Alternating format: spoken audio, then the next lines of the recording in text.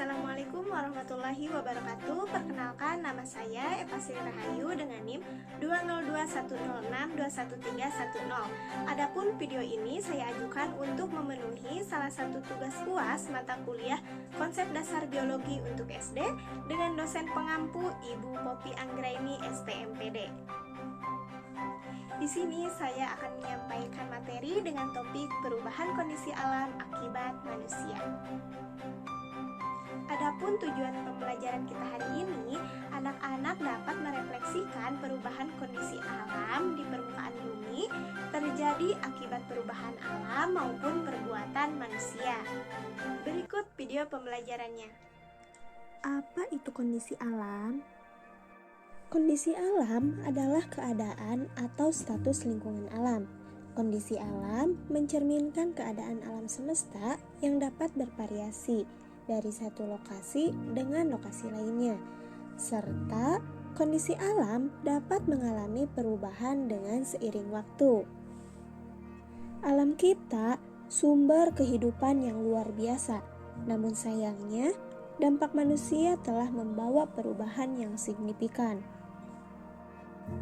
Bumi sebagai tempat kita tinggal terus mengalami perubahan sebagai bagian dari proses alaminya yang dinamis. Beberapa perubahan bersifat alami terjadi dalam skala waktu yang sangat panjang, seperti perubahan iklim, pergeseran lempeng tektonik, dan evolusi biologi.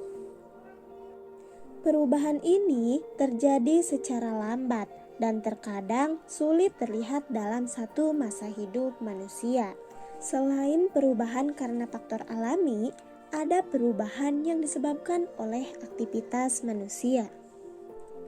Aktivitas manusia dapat mempercepat perubahan, bahkan menimbulkan dampak buruk pada kerusakan lingkungan dan memberikan dampak negatif bagi makhluk hidup di dalamnya. Berbagai aktivitas manusia dalam memenuhi kebutuhan sehari-hari turut memberikan kontribusi berbagai perubahan kondisi alam. Salah satu contoh nyata dari pengaruh manusia terhadap kondisi alam adalah penggunaan plastik. Kini plastik menjadi barang yang tidak terpisahkan dalam kehidupan manusia. Plastik merupakan sebuah bahan yang sangat sulit terurai secara alami oleh alam. Ketika jumlah plastik yang terakumulasi terus meningkat, pada akhirnya dapat menimbulkan perubahan lingkungan alam. Sehingga terjadilah pencemaran tanah dan air, bahkan makhluk hidup yang di dalamnya. Racun-racun dari partikel plastik yang masuk ke dalam tanah tentu akan membunuh hewan-hewan pengurai tanah. Kantung plastik akan mengganggu jalur air yang terserap ke dalam tanah, yang kemudian akan menurunkan kesuburan tanah. Ketika sampah plastik dibuang secara sembarangan, timbullah masalah serius. Sampah plastik dapat terbawa oleh angin dan hujan, yang pada akhirnya sampah plastik akan mencapai aliran air seperti selokan, yang kemudian mengalir ke sungai dan pada akhirnya ke laut, sehingga kualitas air menjadi kurang baik, bahkan terjadilah pencemaran air. Hewan-hewan laut seperti lumba-lumba dan penyu akan menganggap bahwa kantung plastik tersebut sebagai makanan mereka.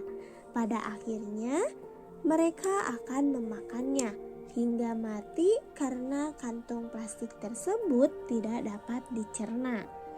Ketika hewan mati, kantong plastik yang berada dalam tubuhnya tetap tidak akan hancur, yang pada akhirnya menjadi bangkai dan dapat meracuni hewan-hewan lainnya. Untuk menanggulangi sampah plastik, beberapa pihak mencoba untuk membakarnya.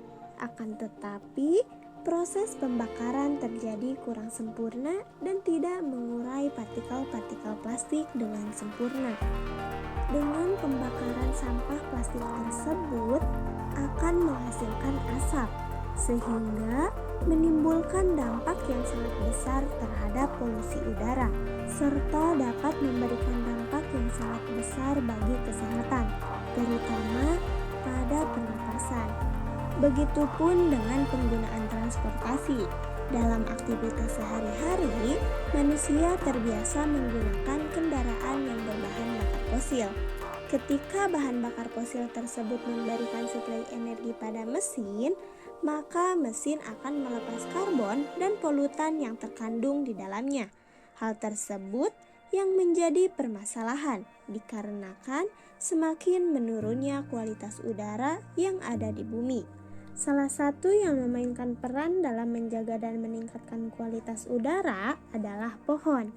Pohon merupakan bagian terpenting dalam kehidupan di bumi, karena pohon dapat memberikan oksigen yang bermanfaat bagi makhluk hidup lainnya, bahkan bermanfaat sebagai habitat atau tempat tinggal bagi makhluk hidup di dalamnya. Seiring berjalannya waktu, hutan di Indonesia menjadi gundul karena kehilangan pohon-pohon.